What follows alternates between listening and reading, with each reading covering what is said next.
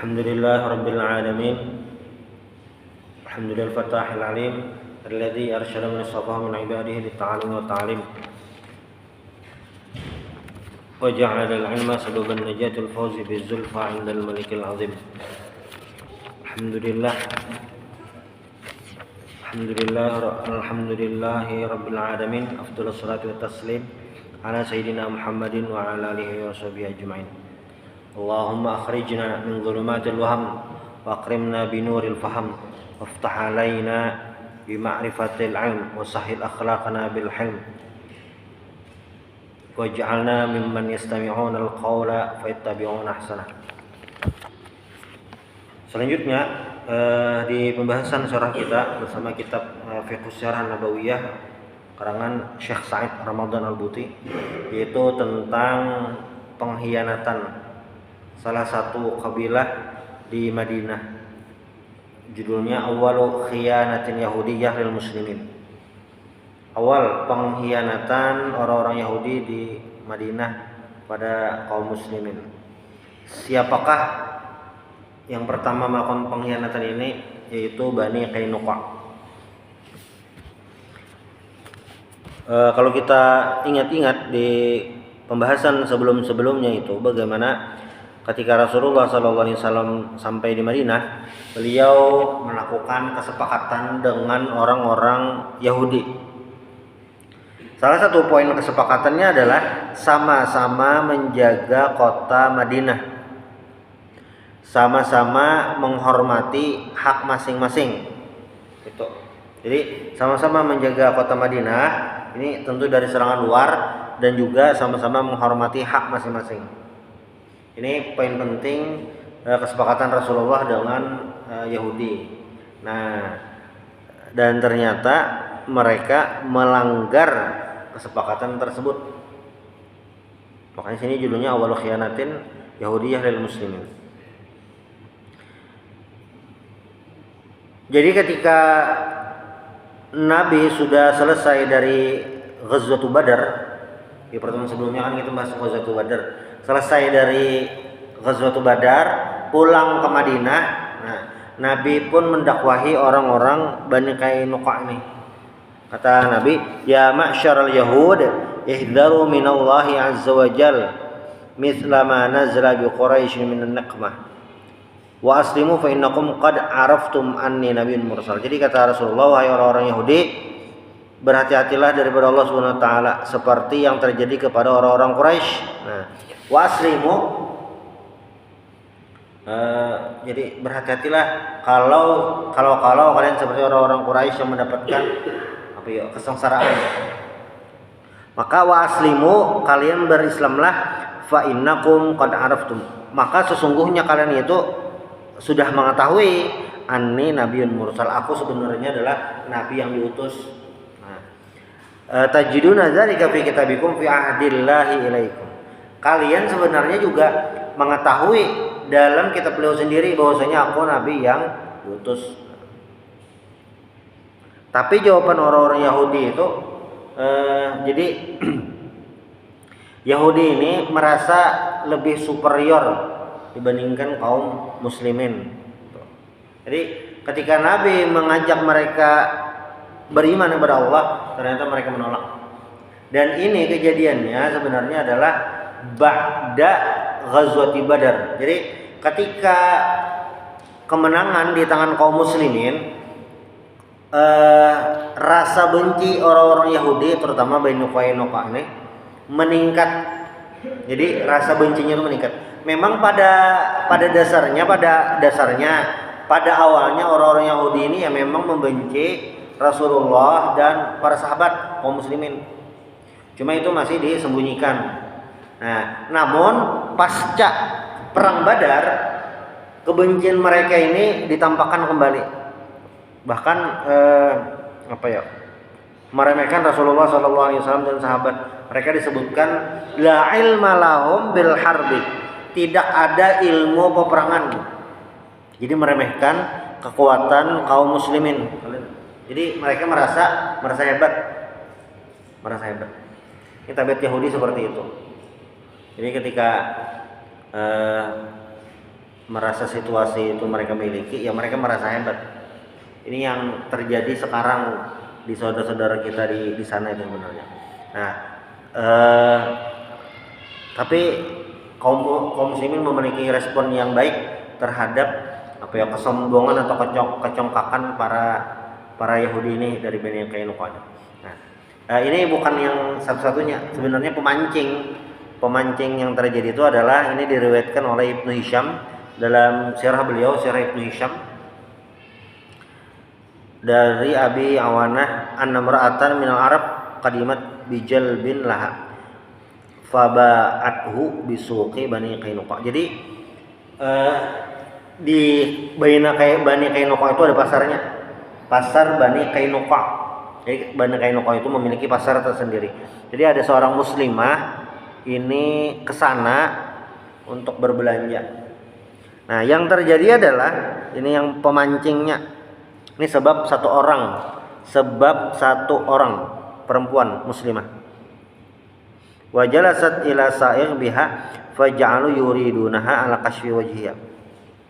Jadi si penjual itu menginginkan agar perempuan tadi ala kashfi wajhiha, membuka wajahnya.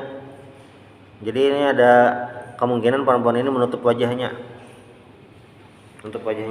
Nah, fa'abat, maka tidak mau.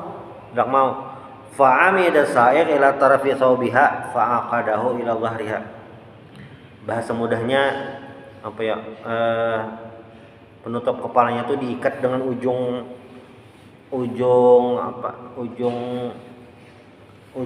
kaki lah. Sehingga yang terjadi falamma qamat in kasyafat sawatuha fadhahiku minha.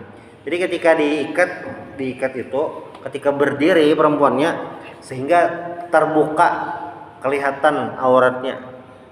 Nah, dan saat itu terjadi fadhahiku minha. Mereka tertawa karena maksud mereka melecehkan itu tercapai lah. Nah, fasahat, lalu perempuan tadi, muslimah tadi berteriak. Fawasaba rajulun minal muslimin ala sa'ir faqatalahu. Jadi yang terjadi saat perempuan ini berteriak, ada seorang muslim di sana lagi di pasar Bani Qainuqa tadi juga. Saat melihat ada seorang muslimah, inilah namanya babul izzah, tentang menjaga marwah, menjaga kebesaran Islam itu. Ini yang dilakukan seorang muslim tersebut. Jadi ketika perempuan ini dilecehkan, apa yang terjadi? Langsung meloncatlah, langsung si muslim tadi mendatangi orang yang membuka aurat muslimah tadi, langsung dibunuhnya. Faqatalahu, langsung dibunuhnya. Langsung kontan dibunuhnya. Gara-gara melecehkan seorang muslimah. Wa kana yahudiyan wa syaddatil yahud al muslim faqataluh. Nah, dan yang yang melakukan kenakalan tadi itu seorang Yahudi. Nah, sehingga yang terjadi adalah orang-orang Yahudi di sana membunuh laki-laki muslim tadi. Dan apa yang terjadi? Fastasraha ahlul muslim al-muslimin ala yahud faghadibal muslimun fawaqa'a syarru bainahum wa baina Bani Qainuqa. Nah, lalu yang terjadi adalah kemarahan pihak kaum muslimin karena orang-orang Yahudi sudah melanggar peraturan atau perjanjian yang sudah dibuat bersama. Ini mengganggu sudah. Lalu yang terjadi adalah fakana haula'i awwalu yahudin naqadu al-ahda alladzi bainahum wa baina Rasulillah sallallahu alaihi wasallam. Dan mereka ini adalah Bani Qainuqa, ini adalah kabilah Yahudi pertama yang membatalkan perjanjian. Jadi kalau kita ingat-ingat dengan perjanjian Rasulullah dengan orang Yahudi itu janji kebersamaan, janji sama-sama menjaga kota Madinah. Dan ini kan yang pertama nih. Perlu diketahui, Rasulullah mengusir Yahudi di Madinah bukan karena keyahudiannya, Tapi karena apa? Membatalkan perjanjian atau mengingkari kesepakatan bersama. Itu faktornya. Bukan ya karena Yahudinya. Nah, ini yang harus kita lihat dengan jelas, mana yang babul akidah, mana babul muamalah. Jadi secara muamalahnya Rasulullah sudah melakukan kesepakatan. Tapi Bani Qainuqa melanggar itu. Nah, ini sudah masuk dalam bab ketegasan dengan perjanjian. Jadi jangan sampai dilecehkan lah itu. Fahasarahum Rasulullah sallallahu alaihi wasallam muddatan minaz zaman. Jadi di sini disebutkan kejadian perempuan dilecehkan ini, muslimah dilecehkan ini pada bulan Syawal tahun kedua Hijriyah. Ada yang menyebut 3 Hijriyah. Cuma kalau pas sepulang dari perang Badar, memang paling dekat adalah 2 Hijriyah. Jadi perang Badar itu terjadi bulan Ramadan tahun 2 Hijriyah. Nah, ini riwayatnya salah satu riwayat menyebutkan bulan tahun 2 Hijriah juga, tapi bulan Syawalnya. Berarti kurang lebih sebulan loh pasca perang Badar. Kejadian ini terjadi. Lalu Nabi mengepung perkampungan Bani Qainuqa hatta nazalu ala hukmi faqala ila Abdullah bin Ubay bin Salul ya Muhammad ahsin fi mawali. Jadi kan orang-orang Bani Khazraj dan Bani Aus itu melakukan perjanjian dengan orang-orang Yahudi.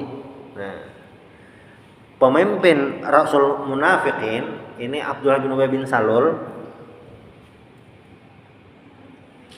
melobi Rasulullah. Jadi orang Bani Qainuqa ini, Bani Qainuqa ini sudah diputuskan Nabi dan kibarus sahabat mereka dibunuh, dihabisi karena melanggar perjanjian. Nah, itu sebenarnya izah yang harus ditanamkan. Jadi kalau sudah babnya melanggar perjanjian bersama, nah ini harus tegas, jangan dibiarkan. Ini yang terjadi kepada Bani Qainuqa. Nah kan orang-orang Bani Khazraj dan Aus itu memiliki kesepakatan dengan Yahudi, yang 3 kabilah Yahudi. Nah, Abdullah bin Ubay bin Salul ini sebagai salah satu penduduk Madinah, dia memiliki perjanjian dengan Bani Qainuqa. Sekutu Bani Qainuqa. Lalu kata Abdullah bin Ubay bin Salul, "Ya Muhammad ahsin fi mawali." Wahai Muhammad, perlakukanlah dengan baik sekutu kami ini. Lalu Nabi pada awalnya tidak memperdulikan itu. Tidak. Nah, sampai Abdullah bin Ubay bin Salul ini beberapa kali meminta agar sekutunya ini dibebaskan ini. Pada akhirnya kata Nabi apa? Faqala lahu Rasulullah sallallahu alaihi wasallam hum laka wa amruhum ayakhruju minal Madinah wa la yujawiruhu biha. Jadi kata Nabi, ya sudah, terserah kamu saja. Berarti mereka ini, Bani Qainuqa ini harus meninggalkan kota Madinah, tidak membawa apapun, membawa siapa yang ada itu. Dan mereka meninggalkan kota Madinah menuju ke nama tempatnya Azri'ah di Syam. Syam itu kan Syam itu kan waktu kita bahas itu, sekarang itu sudah jadi 4 negara. Palestina, Lebanon, Yordania, dan Syria. Nah, jadi orang-orang Bani Qainuqa ini diusir. Mereka diusir menuju ke satu tempat namanya Azri'at di Syam. Sesampainya di sana ternyata di sana itu terjadi bencana sehingga apa? Wahalaka aktsarhum fiha. Sehingga mereka banyak yang binasa, tewas. Jadi sampai sana. Ini terusir. Ingat, mereka terusir itu karena melanggar perjanjian. Itu kaum muslimin sebenarnya. Jadi izahnya itu harus dijaga. Jadi ketika kesepakatan terjadi, ya sudah. Al-mu'min ala syurutihim. Mu'min ala syurutihim. Jadi syarat apapun itu harus dipegang teguh. Tapi ketika dilanggar, nah ini sudah tidak ada tawar-menawar lagi, tegas. Tuh. Itu sikap Abdullah bin Ubay bin Salul. Nah, ini yang mulai kelihatan sudah bagaimana tindak tanduk Abdullah bin Ubay bin Salul, gelagatnya itu terhadap orang-orang yang tidak menyukai Islam itu bagaimana. Ini. Jadi Abdullah bin Ubay bin Salul ini waktu Nabi sampai ke Madinah, dia masih musyrik. Pure. Nah, setelah perang Badar, Abdullah bin Ubay bin Salul ini pura-pura Islam. Jadi misalnya pertanyaannya, kapan Abdullah bin Ubay bin Salul mulai jadi munafik? Itu sesudah perang Badar. Sebelum itu belum munafik, Bang. Lalu apa? Musyrik. Memang belum. Jadi setelah perang Badar, Abdullah bin Ubay bin Salul ini dengan gengnya, kelompoknya menampakkan keislaman, yuzhiru islamahu wa yaktumu kufrahu. Jadi memperlihatkan keislaman seakan-akan dia seorang muslim tapi hatinya tidak beriman, menyembunyikan kekafiran. Jadi pasca itu. Jadi Abdullah bin Salul, jangan ya, kasihan, ini adalah sekutuku, jangan diapa-apain. Sudah. Nah, selain Abdullah bin Ubay bin Salul, ada juga sahabat Nabi namanya Ubadah bin Samit. Ubadah ini salah satu orang yang mengikuti perjanjian Aqabah. Ini termasuk yang awwalu rajulin minal Madinah yuqirru bil Islam. Salah satu orang yang pertama kali termasuk as-sabiquna awwalun, orang-orang Madinah yang menyatakan keislaman. Ubadah bin Samit. Lalu kata Ubadah bin Samit, cerita Ubadah bin Samit, wa kana li Ubadah bin Samit minal muhalafah ma'a haula'il yahud mislul ladzi li Abdullah bin Ubay. Jadi sebenarnya Ubadah bin Samit ini memiliki kesepakatan juga atau memiliki sekutu terhadap Bani Qainuqa ini. Jadi Abdullah bin Ubay bin Salul itu memiliki kesepakatan sekutunya kayak itu. Bani Qainuqa, Ubadah bin Samit sama. Tapi dua orang ini memiliki sikap yang berbeda saat kejadian pengkhianatan Bani Qainuqa.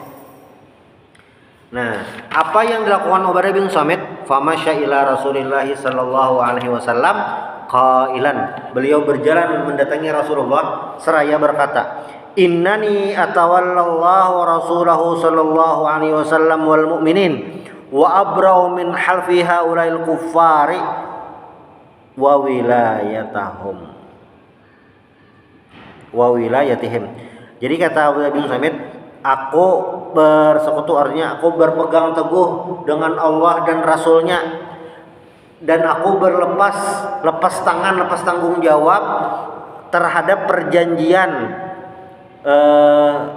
persekutuan dengan orang-orang kafir tadi atau dengan orang-orang Yahudi tadi. Jadi bedanya adalah apa beda Abdullah bin Ubay dengan Ubadah bin Samit saat perkara Bani Qainuqa ini? Abdullah bin Ubay itu seakan-akan membela Bani Qainuqa. Kalau Ubadah bin Samit berlepas diri, maunya kesepakatan dengan Allah dan Nabi Muhammad. Nah, itu. Setelah kejadian ini turun ayat yang menyindir Abdullah bin Ubay dan memuji, bahasanya memuji Bang, pokoknya menggambarkan sikap ideal lah terhadap Ubadah bin Samit. Ini diabadikan di surah Al-Maidah ayat 51 sampai 52. Ya ayyuhalladzina amanu, wahai orang-orang beriman, la tattakhidul yahuda wan nasara awliya ba'dhum awliya'u ba'd. Jadi jangan dijadikan Yahud dan Nasrani itu aulia. Aulia itu salah satu maknanya adalah waliyun hamim, teman dekat. Jadi bersekutu. Makanya yang dilakukan Ubadah bin Samit ini adalah contoh yang luar biasa dari sahabat. Ini bagaimana nih bersekutunya. Nah, cuma memang lah ayat ini harus didudukkan sesuai rumusan para ulama. Jadi bukan berarti ayat ini menghalangi kita bertransaksi dengan orang yang bukan Islam. Bukan. Nah, ini situasinya adalah situasi mereka melanggar perjanjian. Jadi kalau kita transaksi biasa dengan Yahudi ataupun Nasrani ya tidak masalah sebenarnya. Kebetulan misalnya 20 tahun akan datang Ustadz Mardono jadi bos sawit di Merabahan. Pembelinya itu macam-macam seluruh dunia. Nah, soalnya ada orang Yahudi di Amerika menukarai sawitnya. Kamu orang Yahudi ini dilarang Ustadz Margono bang. Pesan Bang Nur Fikri jar ujungannya. Bolehlah itu transaksinya, ya tidak masalah. Karena ini transaksi jual beli biasa itu. Nah, kalau yang konteksnya ini Yahudinya itu melanggar perjanjian. Jadi ini harus cermat-cermat, jangan jangan sampai salah. Jadi yang hari ini luntur itu sebenarnya bukan masalah transaksinya, malah di izah kita sebagai seorang muslim itu yang luntur. Ini berapa bulan nih sudah luntur sebagian masalah boikot. Dilihat di media sosial aja setumat sudah pina dah goyah dah, ada diskon pina goyah dah. Nah, izah itu sebenarnya yang diperlukan nih. Jadi peristiwa Bani Qainuqa kalau yang kita baca, ini padahal satu muslimah aja loh. Satu muslimah yang auratnya terbuka tidak sengaja. Ini kalau dalam rumus dosa atau tidak, muslimahnya jelas tidak dosa karena dia tidak sengaja. Tapi ini bukan masalah dosa atau tidak, ini ada masalah kemuliaan harga diri yang harus dijaga. Itulah kenapa seorang muslim itu walaupun dia berada di markas musuh, di tengah-tengah mereka, tapi tidak peduli karena apa? Harga diri nomor satu. Harga diri nomor satu ya. Nah, wa may yatawallahu minkum fa innahu minhum innallaha la yahdil qaumadh dhalimin fataral ladzina fi qulubihim maradun yusari'una fihim yaquluna nakhshan tusibana dairah fa asallahu ayyata bil fathi aw amrin min indihi fayusbihu ala ma asarru fi anfusihim nadimin. Ini ayat ini yang ala ma asarru fi anfusihim nadimin, ayat 51 dan 52 surah Al-Maidah ini memposisikan Abdullah bin Ubay bin Salul posisinya di mana, Ubadah bin Samit di mana. Ini yang ibaratnya perjanjian dengan Allah dan Rasulnya itu yang nomor satu. Kalau kita kaitkan dengan Nabi Nuh alaihissalam, Nabi Nuh itu kan nabi, dapat pujian dari Allah. Dakwah beliau itu lama 950 tahun. Namun ketika berbicara keimanan, bahkan anak biologis Nabi Nuh sendiri, kata Allah di Al-Quran itu, innahu laisa min ahlik. Jadi kan Nabi Nuh ini berdoa kepada Allah, mengadu tentang anak beliau yang tenggelam. Nah, tapi langsung ditegur Allah apa? Innahu laisa min ahlik, itu bukan keluargamu. Gara-gara berarti apa? Tidak beriman. Nah, ini yang sebenarnya izah ini yang harus dimunculkan. Itu jadi poinnya pertama di Bani Qainuqa ini adalah tentang hijabul mar'ah al muslimah. Nah, tentang aurat seorang muslimah. Nanti ada di masa dinasti Abbasiyah, tepatnya Khalifah Al-Mu'tasim, ada juga kejadian yang mirip dengan ini. Makanya ada ungkapan yang terkenal itu kalau dalam ilmu nahwu itu wa mu'tasimah. Ini adalah panggilan mengadu dengan khalifah. Itu yang pertama, poin pertamanya. Lalu poin kedua dengan kejadian ini adalah poin keduanya yaitu tentang bagaimana para sahabat bagaimana orang Yahudi itu, terutama di sini Bani Qainuqa, ala haqdin dafin fi sudurihim alal muslimin. Jadi perasaan bencinya itu. Jadi pertama mereka benci, tapi ketika kaum muslimin menang tambah benci. Makanya muncul kejadian ini. Jadi memang ya tidak bisa dipungkiri bencinya Yahudi itu dengan kaum muslimin. Nah, sekarang kita lihat dengan jelas itu bagaimana terjadi dengan saudara-saudara kita di Palestina, di Gaza. Ya, mereka memang seperti itu.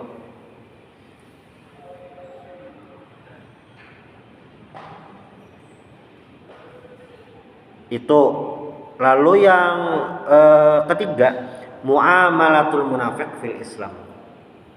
Kejadian lain yang perlu diperhatikan dengan peristiwa Bani Qainuqa ini adalah bagaimana perlakuan orang-orang munafik terhadap Islam.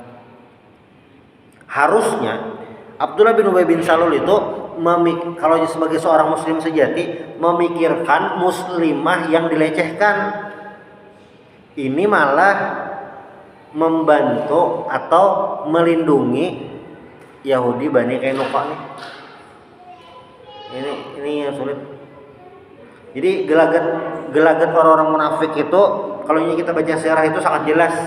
Nah, cuma Rasulullah itu mencontohkan kepada kita itu bagaimana cara memperlakukan orang-orang munafik. Dalam sebuah hadis itu kan ini riwayat Imam Bukhari dari Sayyidina Umar, innama na'khudhukum al'an bima dhahara lana min a'malikum. Ini kaidah terhadap orang-orang munafik. Apa? Sesungguhnya kami mengambil sikap sekarang itu bima dhahara lana min a'malikum, apa yang terlihat gitu. Nabi gitu. Jadi orang-orang munafik itu ya perlakuannya sama dengan orang muslim yang lain. Ini memang sudah diciri, ditandai ini munafik. Nah, cuma cara memperlakukannya sama seperti kaum muslimin pada umumnya tuh. Karena memang orang munafik yang munafik dalam sisi akidah itu tidak terlihat dan kita juga tidak dituntut atau tidak mungkin kita bisa mengetahui itu. Hanya Allah yang tahu. Bahkan kan di zaman Nabi pun orang munafik ini namanya disembunyikan, rahasia. Nah, ulama itu merumuskan kama ajma'al ulama ala annal munafiqa innama yu'amalu fid dunya min qibalil muslimin ala annahu muslim yu'amalu kadzalik wa in kana nifaquhu maqtu'an bi. Jadi orang-orang munafik itu di dunia atau kita nih sebagai seorang muslim memperlakukannya kayak orang muslim biasanya. Kalau hari ini tuh model kayak ini nah, kira-kira lah. Ya kita tidak tahu lah hatinya lah. Cuma kalau kita mirip-miripkan dengan orang munafik di Madinah itu, nya muslim Islam, KTP Islam. Pemikirannya nih lah selalu mendiskreditkan Islam. Pemikirannya itu dibuktikan dengan apa? Ketika berbicara, memposting di media sosial, memposting di postingan pribadi. Apalagi ketika ada peristiwa, cara pandangnya itu bukan cara pandang seorang muslim yang membela agamanya. Nah, itu tuh adalah sikap-sikap yang ada kecenderungan sama dengan orang munafik. Tapi pertanyaannya, bolehkah kita langsung mencap orangnya munafik? Yaitu rahasia ilahi. Cuma pemikirannya, sikapnya, nah ini kita harus tahu, bisa mengidentifikasi, jangan sampai terpengaruh. Ya kan di Israel ada Islamnya juga di situ. Ada Islamnya, ya Israel itu ya fair aja. Orang Islamnya di apa nih? Diperlakukan baik, buktinya di Israel aja orang Islam. Apanya orang Islam? Jadi orang kan anggap Israel itu suatu wilayah, orang Islam di Israel itu adalah orang Palestina juga yang secara sikap teritorial daerahnya itu, nah kotanya tuh dikuasai oleh Israel. Jadinya aslinya orang di situ. Asli orang situ. Ini yang harus dipahami. Jadi bukan berarti Israel itu baik, bukan seperti itu. Dan itu tidak sebanding juga dengan perlakuan mereka ya dengan saudara-saudara kita di Gaza. Belum lagi yang kejadian terbaru di Rafah. Maunya ya membabi buta lah. Nah, kita orang muslim yang normal itu sebagai manusia mengecam. Sebagai seorang muslim apalagi. Tapi misalnya ujuk-ujuk ada tiba-tiba ada seorang yang malah membela Israel. Ini aneh. Ini yang ya naudzubillah min dzalik lah itu. Jadi ada sikap yang kita pilih, cuma menjas atau mencap itu urusan yang lain. Ini yang harus hati-hati. Nah, secara keduniaan kita memperlakukan mereka seperti seorang muslim, tapi nah ada tapinya. Ada tapinya. Wa janib akhar yutabbaqu fil akhirah wa yakunu amruhu aidan ilallahi ta'ala. Adapun di akhirat nanti itu urusan Allah Ta'ala. Para orang munafik nih, Allah Ta'ala urusannya. Kayaknya ini bang rumusnya lah. Kalau di zaman Nabi Muhammad saja, di zaman Nabi Muhammad saja ada orang munafiknya, sama Nabi itu ada munafiknya yang dalam hadis itu khairul qurunu qarni tsummal ladzina yalunhum tsummal ladzina yalunhum. Ada orang munafiknya yang selalu merongrong Islam, selalu melemahkan semangat orang Islam. Apalagi hari ini berarti rumusnya kan itu. Kalau zaman terbaik saja ada orang munafiknya, berarti hari ini rumusnya pasti ada. Tinggal jumlahnya tambah banyak atau tambah sedikit. Cuma kalau pertanyaannya ada atau tidak ada, berarti ada. Apalagi di Al-Quran itu selalu disinggung. Nah, kalau pertanyaannya siapa sajakah mereka, ini yang rahasia. Walaupun dalam hadis itu Nabi menyebutkan ciri-cirinya. Nah, cuma yang ciri-cirinya ini yang jelas itu adalah munafik amali, secara perbuatan itu seperti orang munafik. Cuma akidah itu rahasia. Ini yang pilihan lah dan sikap kita. Kalaunya kepada Allah Subhanahu wa taala, yaitu terserah Allah nanti. Dan yang keempat, ini yang poin terakhir mengenai peristiwa ini adalah wilayatu ghairil muslimin. Wa idza ta'ammalna fi natijati tasyri'iyyah li hadhil haditsah wa hiya al-ayat al-Qur'aniyah allati nazalat ta'ala kanaliha alimna annahu la yajuzu. Tidak boleh li ayyi muslimin, orang muslim manapun, ayat takhida min ghairil muslim waliyan lahu ay sahiban. Tidak boleh jadi teman dekat yang tasyayya bainahuma mas'uliyatul wilayah wa ta'awun. Jadi kalaunya bahasa Nabi ini sekutu. Nah, tidak boleh karena ini berhubungan dengan akidah. Ini yang harus kita perhatikan lah, bagaimana kaum muslimin dulu bisa menjaga izah mereka, kekuatan mereka. Bahkan mungkin puncaknya itu seperti di masa Khalif Sultan Sulaiman Al-Qanuni, dinasti Utsmaniyah. Bagaimana sangat ditakuti, berkarisma di dunia saat itu. Beliau menurut riwayat pada masa beliau jadi pemimpin kaum muslimin itu 2/3 dunia dikuasai oleh umat Islam, tunduk kepada umat Islam. Nah, kiranya itu yang bisa kita ulas di malam hari ini, yaitu tentang pengkhianatan pertama dari Yahudi, yaitu Bani Qainuqa. Wallahu a'lam. Subhanallah bihamdihi asyhadu an la ilaha illa anta astaghfiruka wa atubu ilaik. Assalamualaikum warahmatullahi wabarakatuh. Alhamdulillah.